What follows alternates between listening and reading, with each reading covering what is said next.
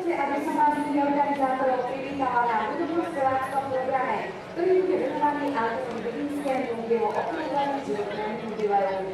Anton Budinský práve pred 40 rokmi prvýkrát zavítal na podporanie, aby navštívil výrobcu Bujar pána Jezefa Dudicu v Radneri. Ako mladému umelcovi sa tento nádherný hudobný nástroj zapáčil a stal sa mu osudlým. Od toho času sa do tohto kraja zalúbil. Ako by to inak bolo, keby sme symbolicky týmto nástrojom ani nezačali. Na začiatku sa vám predstavia fujaristi Martin Kabada, Jan Šimňák, Libomír Demač a Anton Budinský.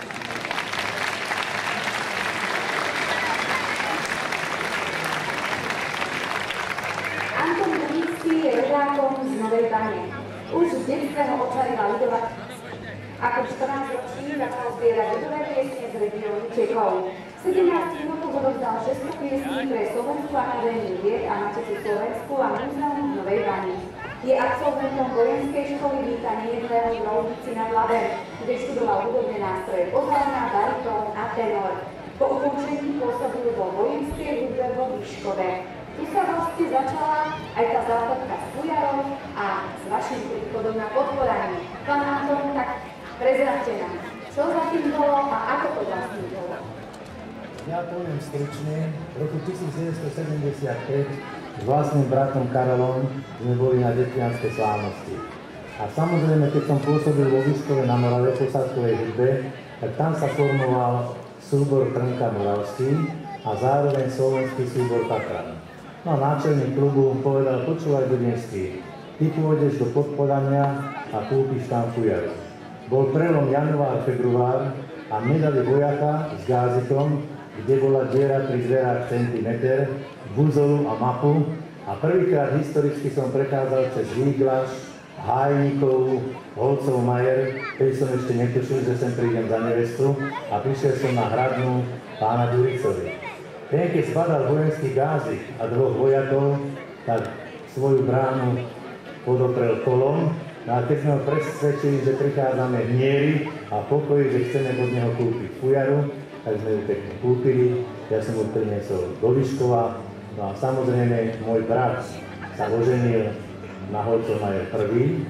A to je zaujímavé, a potom v roku 1982.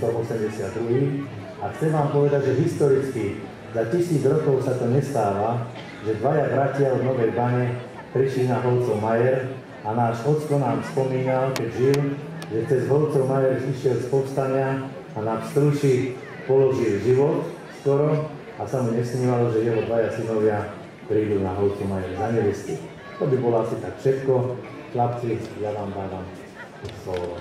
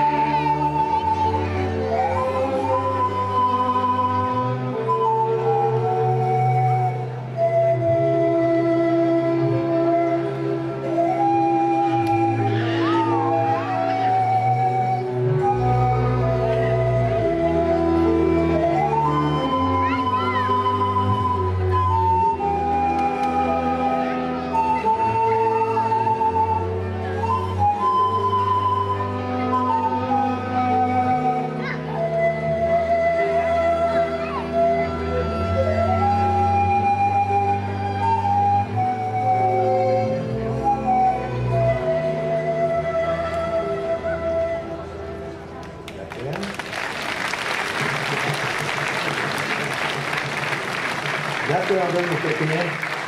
No a určite poznáte hudobného skladateľa pána Tomkoviča, ktorý napísal Vrchárskú náladu. A v roku 1980, keď som si zobral moju manželku Máriu, tak chýrečný starejší z Tekovskej Breznice hovorí: počúvaj Budinský, však ty si hudobník a mohol by si mladú nevestu vypýtať a napíš si na nejaký text a tú nevestu si s tebou budeš prosiť a pýtať. Ja sa vám priznám, že keď som zbadal vo dverách svoju manželku v svadobných šatách, zbadal som svokru, tak som aj dospieval, ani do reči mi nebolo. No nespieval som tú pieseň, tak teraz vám ju zaspievame s chlapcami. Nech sa páči.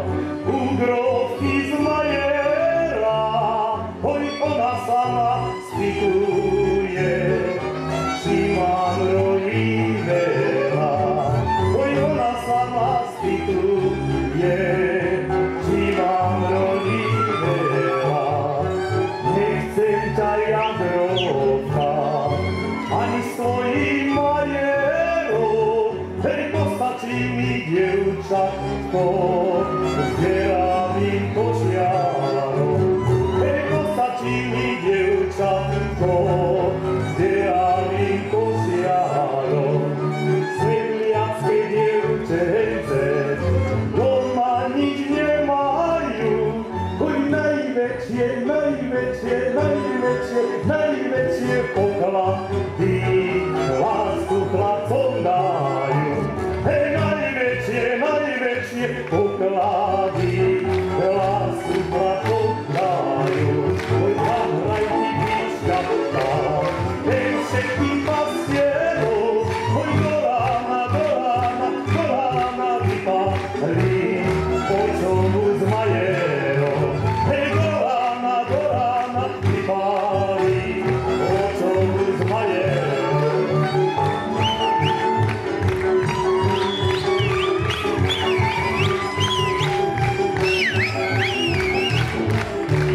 Do rána vypáli, počovu z majerov.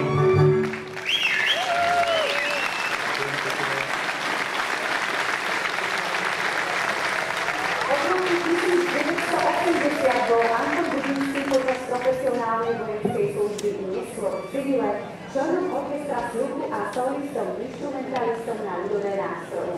Po vyše 30 rokoch, aj keď už nie s tým zborom, sa vám predstaví Olga Budinská, ktorý by ste nevedeli, manželka syna Martina Budinského. Olga Budinská má vyštudovanú hru na orgán na Janáčkovej akadémii muzických umení v Brne a zborové dirigovanie na Akadémii umení v Banskej Bystrici. Pod jej vedením sa vám teraz predstaví ženský spevácky zbor Venius z Očovej. Zaspieva vám svadobné piesne.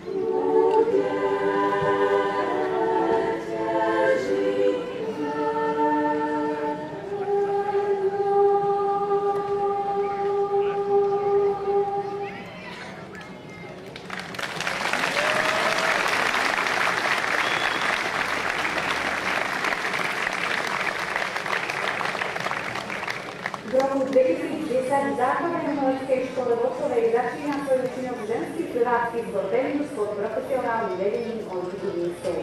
Meno Venius si jeho členky vybrali podľa očovského rodáka Mateja Bela Punžíka. Členská základňa zboru sa rýchlo rozrastá. Tvorí ju prevažne mladý kolektív otvorený novým projektom. Zatiaľ najväčším úspechom je získanie zlatého pásma na medzinárodnom festivale Festa Chorály v Bratislave v máji 2013. Spolu so ženskou zložkou chrámového zboru Kampana z Brezničky. Repertoár zboru tvoria duchovné piesne, ľudové piesne v úprave, spirituály či súčasná hudba. Spolu sa svojou činnosťou snaží prispievať k rozvoju kultúrneho a duchovného života v regióne Podpodajňa. Ženský spevácky zbor Venius z Temperament Cymbal Orchestra.